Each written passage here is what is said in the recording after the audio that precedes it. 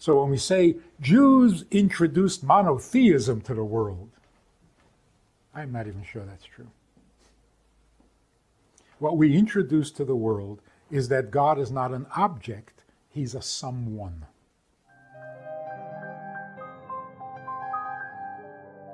Now, let's start with what is God, which is also strongly connected to what is belief. What does it mean you believe in God? It makes it really sound like there is no God, you just have to believe it. God is a figment of your belief. So if you believe very strongly, then God is very real. If you don't believe, then he's not real. Like people say, I wish I could believe, but I don't. So there are the believers and there are the non-believers, and you can't switch from one to the other. And if a non-believer says, I started to believe, he lost his mind. He must have had a terrible experience. Because what would do that to a person? So first, what is God? The definition of God, simple, literal definition, that which was at the beginning. The universe had a beginning. This is not rocket science. The universe had a beginning. What was that beginning? We call it God. And from that beginning, from that original being, everything else evolved. Whether it was a big bang or a little bang, two bangs, whatever it was, but it all started with something. That something is God. As a result of this simple definition, there is no one who doesn't believe in God.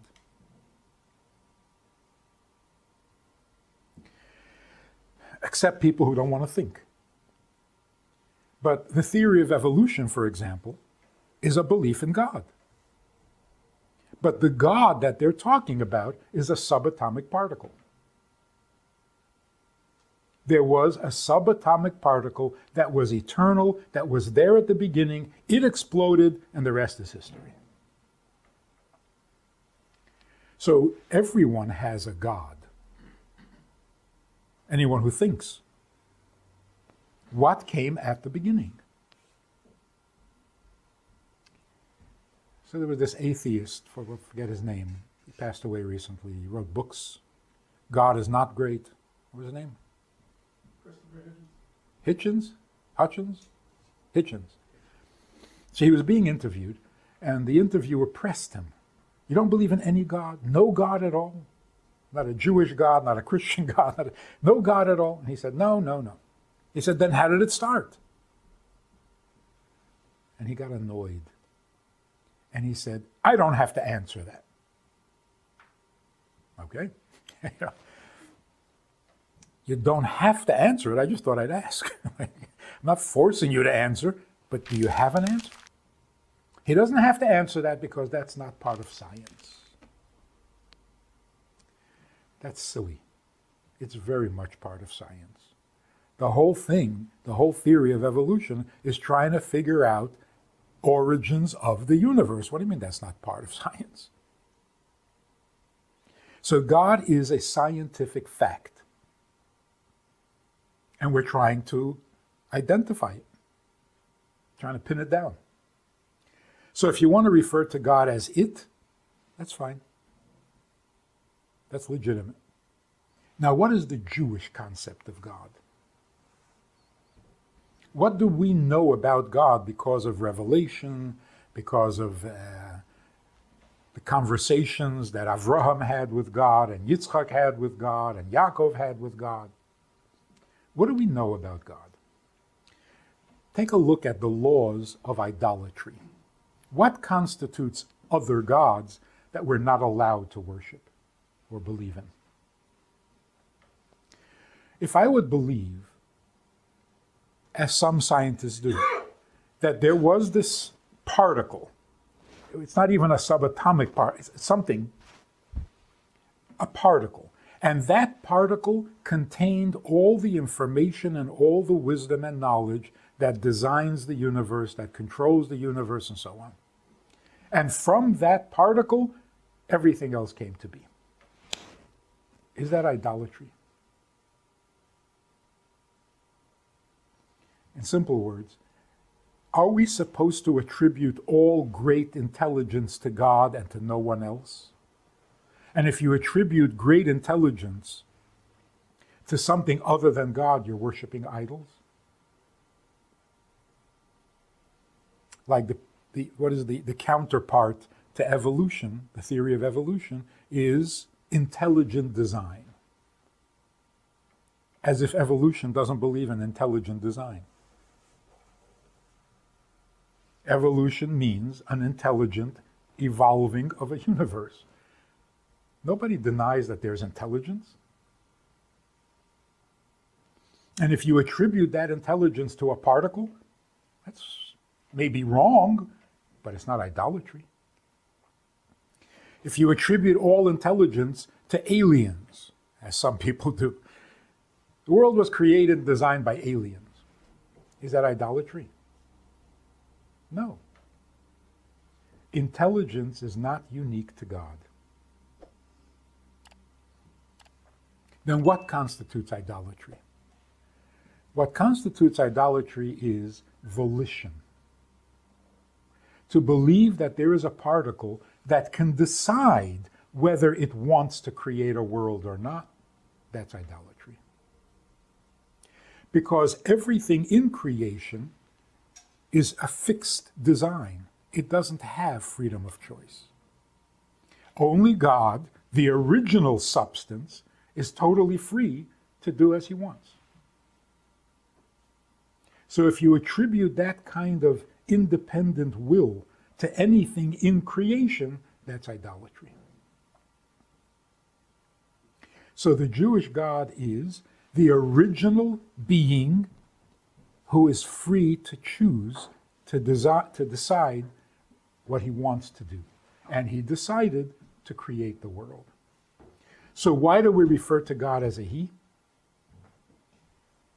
Not rather than she. Why he rather than it? Because if God chose to create the world, there's a personality there. It's not an it anymore. It's a someone. So that is the insight, the revelation, the contribution that Jewish thought brings to the belief in God. So when we say Jews introduced monotheism to the world, I'm not even sure that's true. What we introduce to the world is that God is not an object, he's a someone. And what makes him a someone? He has preferences, he chooses, he has opinion and feeling. To put it in very simple, because we have to cut it short, God created the world. If you ask most people, what do you mean by God? They'll say, the Creator. Why do we say that? Because that's how the Bible begins. In the beginning, God created. So what do we know about God? He created. Only Jews have the chutzpah to read that verse and say, why? Why did he create the world? What can he possibly gain by creating a world? If he was already God, good enough. What's he missing? And that, I'm predicting the future, that is going to be the question of the future. It's not, is there a God? Of course there's a God. The question is, what does he want? Because if he created the world, he created it out of choice. If he chooses to, it means he wants something. He's after something. There's a vast eternal plan. What's the plan? This is not a Kabbalistic question. It's not a religious question. You could call it scientific. The cause of the universe was a decision made by its cause. Well, what's that decision? So really what we argue about is not the existence of God. If you really put it simple, if you say, I believe God exists, you're talking nonsense. Because if he does, whether you believe it or not. And if he doesn't, then he doesn't, whether you believe it or not. So to ask, do you believe that there is a moon? It's a silly question. The question is, what does he want? That's a relevant question, and it's a question we've always asked without realizing it. Everybody throughout all of history has always asked, what is the purpose of life? No? The most universal, the most historical. Why are we here? Why are we here? What are you asking? What are you really asking? We've been here for 5,000 years. Settle down. Why are we here? Get used to it. And you don't even know of any other place. What is this question? The question is, if the world was created, it must have been with a purpose. What's the purpose? And why do we ask that? Because we're the result of that purpose. So if I don't know the purpose for my existence, I don't know myself. Somebody pointed out, isn't it amazing that every creature, every being, every substance in the world has its place? A cow is a cow. A bug is a bug. A tree is a tree. They do their thing devotedly, constantly, without question. Only the intelligent creature, the human being, can't figure out what he's doing here. Isn't that amazing? We don't know where we fit. To the point where many people believe that nature is perfect, the world, the universe would be perfect if human beings would just disappear. We're the clutter. We mess everything up. That's pretty sad. So the question of why are we here is really a question of who caused this? Because I didn't. So you know this guy who's suing his parents for giving birth to him without his consent?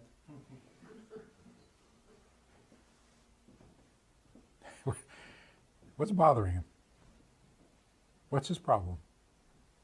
He resents being born? But by doing that, he opened a Pandora's box. Now he's got everybody thinking, yeah, I wasn't asked. Hey, I wasn't asked. This is not my decision. What am I doing here? Who did this to me? That used to be a religious question. Not anymore. So, what does it mean to believe in God? From a Jewish perspective. To believe that he exists, that's nonsense. Either he does or he doesn't. It's not a subject for faith. Faith means that which cannot be explained rationally.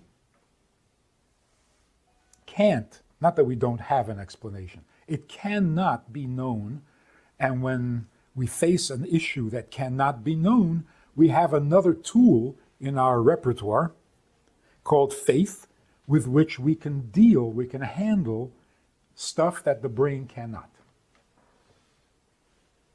So if you're optimistic, where's that coming from?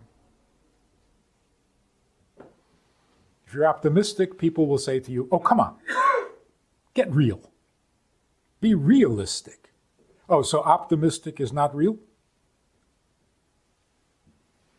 What, pessimistic is real? They asked this pessimist, can't you think of anything positive to say at all? Nothing positive? He says, yes, yeah, there is something positive. Today is much better than tomorrow is going to be. That's positive thinking. What is it? What is faith in God? Faith in God simply means familiarity. We know he exists, but from a distance, irrelevant to our own existence. Faith means making God familiar. So when somebody asks you, why do you believe in God? And you give him this whole thing about where did the world begin and who created the world, that's not what he's asking. What he's asking is, there is a God. Why do you care? Why are you going to base your life on God? Which is a good question. And it isn't always a rational decision. So your mind will insist that there is a God. Your mind does not insist that you have to serve him. Your mind will tell you that you are dependent on him. If he's God, he has the football. If he doesn't want to play, the game is over. So you're dependent on him. So you have to pray to him, you have to appease him, you have to fawn on him, compliment him, so that he'll be good to you. That's horrible. Unfortunately, Jewish exposure to that kind of thinking over the centuries, we absorb what the environment gives us. And it became part of Jewish thinking, which is very sad. Here's what Jewish thinking should be. We are not needy and dependent on God. God is the one who is needy, and he is dependent on us. That's faith. Emunah means a familiarity. Like in the Hebrew, the word uman means a craftsman, an expert, somebody who's familiar with. We are familiar with God because God needs us more than we need him. And that's why commandments, 10 commandments, that translation has ruined everything. As soon as you say God has commandments, he's no longer friendly. He's not the one who's needy. Now you got to watch your step because you violated a commandment. That's not Jewish thinking. Jewish thinking is, when God spoke to us at Mount Sinai, he wasn't telling us what we must do, he's telling us what he must have. The kind of world he needs and the kind of world he envisioned when he created it. So God revealed himself. That's why it's called revelation at Mount Sinai. If we could get this into our thinking, into our educational system, we need God. If he created us, then who needs whom? How did we become the needy ones when he created us? So, well, don't we need to eat and sleep and drink? So, well, that's how he created us. So this guy who says, I'm suing my parents because they gave birth to me without my consent, he's right. Only you can't blame your parents because they have the same problem. They also were not asked whether they want to be born. So eventually your complaint has to be to God himself. So you should come to God, and this is so Jewish. You come to God and say, God, you created me with a need to eat. So give me some food. Like this guy says, you gave birth to me, got to pay all my bills. He's right. If he was demanding it from God. And that's why God says, if you follow my commandments, I'll give you, you'll have, you'll be. He's indebted. This is not reward.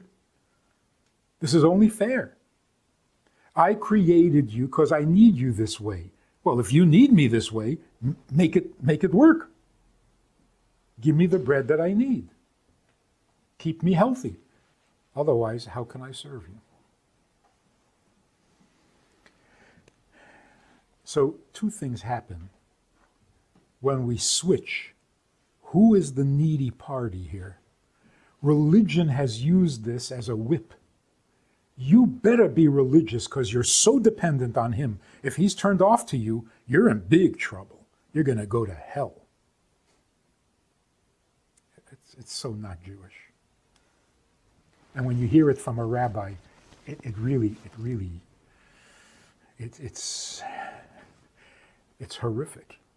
We've been so infected by this thinking. It's not Jewish. So this minister back in Minnesota, very nice guy, we met, we were introduced for the first time, and he says, "So, do you believe in Jesus?" And he wasn't being aggressive, or he was straight talking, wants to know what I believe. So I said, "Look, I don't know much about Christianity, but I'm not looking for a God who's going to help me.